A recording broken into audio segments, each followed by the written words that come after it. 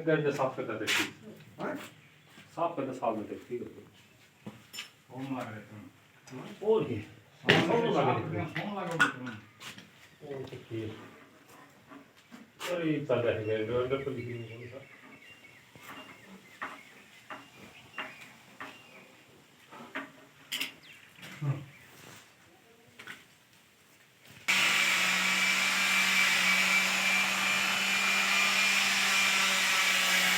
सही में कोड़ा आऊंगा ये तो माला गाँव वाला बनवाओगे नहीं तो 50 आदमी जब बोले यार पैसा ज़्यादा लिया तो टाल कर दे भाई वहाँ बनवा ले वो कम पैसा में बनवाने तो जाओ बोला राम जी बना देंगे कोई दिक्कत नहीं जाता है उन्हें हाँ